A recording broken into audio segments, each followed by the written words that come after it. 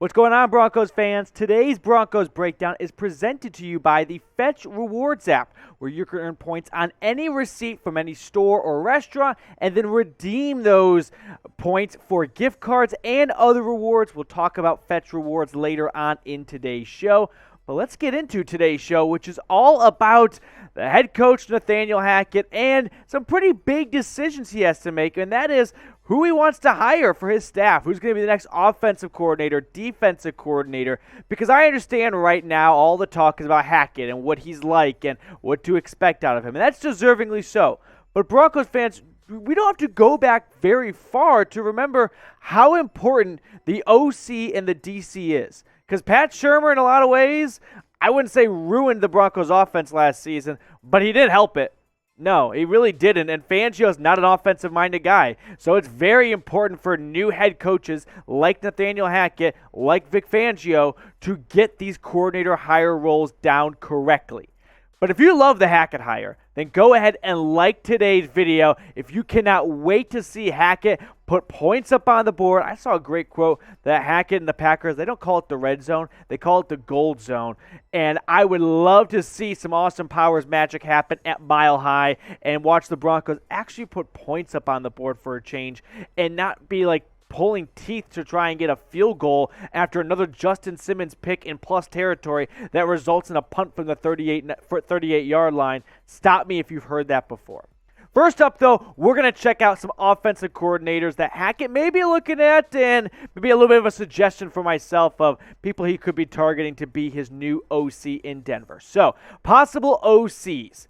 Adam Stenavich, he is the run game coordinator and the offensive line coach in Green Bay. Scott Milanovich, they love the complicated names right now. He's the QB coach in Indy, which he's been doing for a couple years, and he overlapped with Hackett when they were in Jacksonville together. That's when Hackett was the OC for that Blake Bortles Jags team that went to the AFC Championship game. Well, Milanovich was the quarterback coach for the Colts during that time. Luke Getsy, the passing game coordinator currently in Green Bay, and rumored to be maybe one of the top offensive coordinators out there that are offensive coordinator candidates for Hackett, but the guy I'm zeroing in on is Adam Stenavich. He is the offensive line / run game coach in Green Bay. He's been there since 2019. Before that, he was working in San Francisco with the 49ers as the offensive line coach. And the Packers' offensive line under Stenavich has actually done very well. And that's not too surprising because they've got big studs like David Bakhtiari and other household names in the offensive line world circles. But those names have been decimated by injuries the last couple seasons, and Stenavich has been able to keep Aaron Rodgers somewhat upright. But more importantly, there's two things I want you to take away from this. One, Hackett's going to be the play caller. Usually the offensive coordinator is the play caller, like Pat Shurmur. Not going to be the case. So the role is different when you're hiring an offensive coordinator who's not going to be the play caller. But the biggest takeaway to take away from this video, there's a human element to this. Okay? Hackett's not hiring someone for numbers and what the offensive line ranked under Stenavich. No, he is hiring someone to be a part of his staff, to work with him. That's the human element you just can't put on Pro Football Reference. People he likes to work with, just like you and me.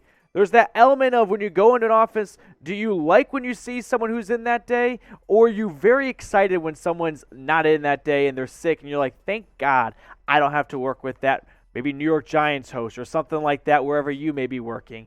But I think the human element can be lost on people, and don't lose it on the coordinator hiring roles because that's what Hackett's doing. He's hiring people he wants to work with. We'll break up the middle of the show here, but I kind of just put out a softball question. Predict the Broncos' 2022 record for me. Let me know what you're thinking after the Hackett hire. What do you think it's going to be? Are you all the way in on 17-0? I really hope not, because that would be a very big, far-fetched, very big leap to jump. I'm more in that 10-win range, because the Broncos last season 7-10, and with a good offense, you flop a couple of those games and you're 10-7 in year one. That would be pretty successful to me. So let me know what your predictions are down below.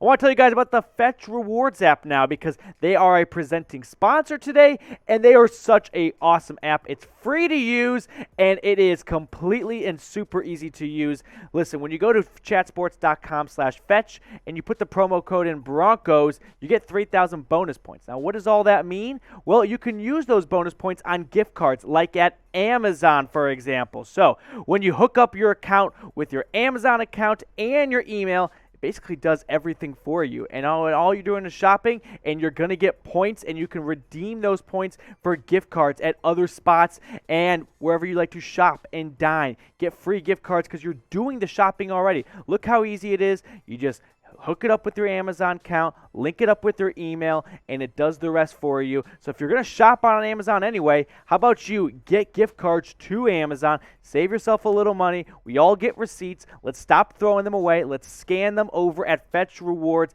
Make sure you go to chatsports.com/fetch. Use that promo code Broncos to get 3,000 bonus points and then earn points on any receipt from any store or restaurant. Redeem them for gift cards and other rewards. I'll have all that information down in the comment section and also in the description of today's video. Stay up to date with us here at the Broncos Breakdown and get in on Fetch Rewards now.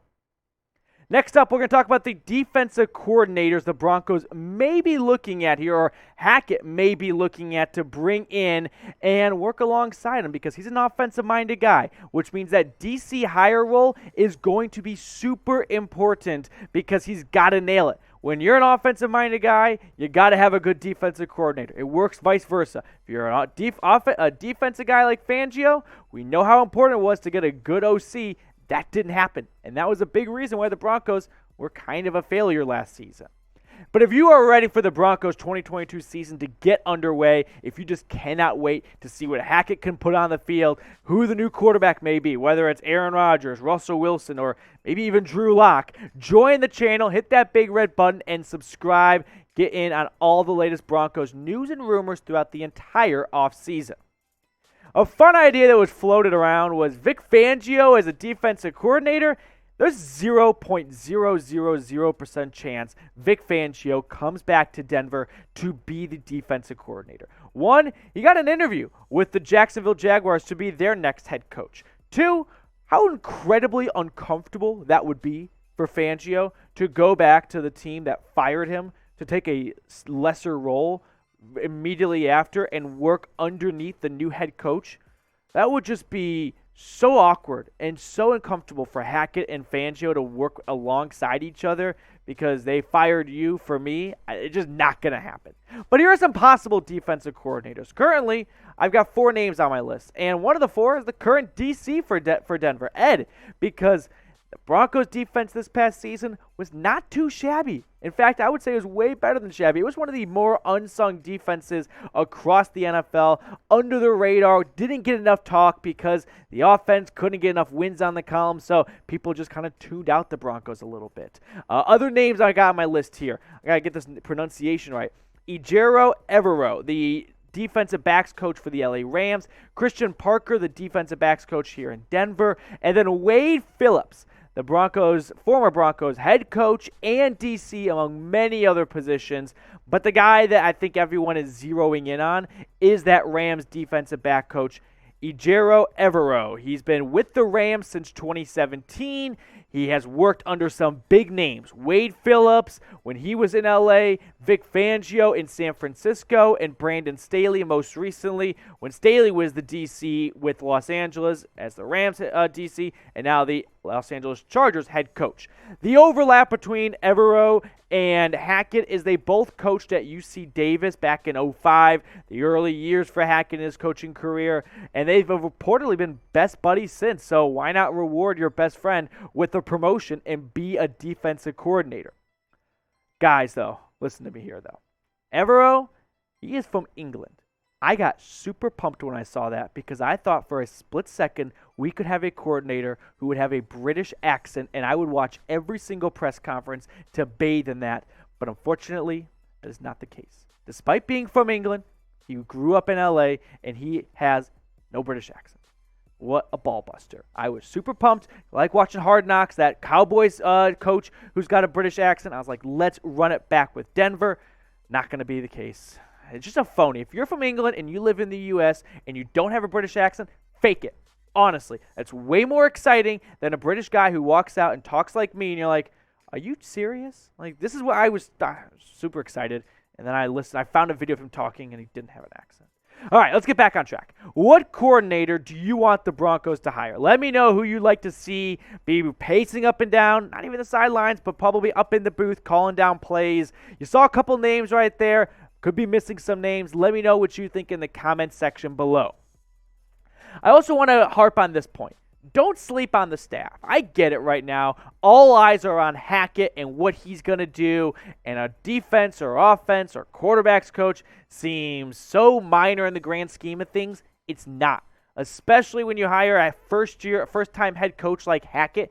It's crucial for him to bring in pieces around him that are going to help him and complement whether that's his weaknesses or boost their strengths, because a first-time head coach doesn't know everything. And so it's very important for these hires to be successful hires so that they can get off on the right foot, because he's already getting, I wouldn't say over his head, but it's going to be his first time. He's going to make mistakes. You want people on his staff that can help overcome those mistakes and have plenty of experience. So do not sleep on the Broncos head coaching staff and the names he's going to be hiring. Check them out. We'll have all the information here at the Broncos Breakdown, which is why you should subscribe to the channel. Hit that big red button. Join us here if you have not already, and if you have, we appreciate you being a part of our little family here on Broncos YouTube. Tell your friends and family about it. Spread the word. Let's get more subs here on the Broncos Breakdown, and we'll catch you later here on the channel.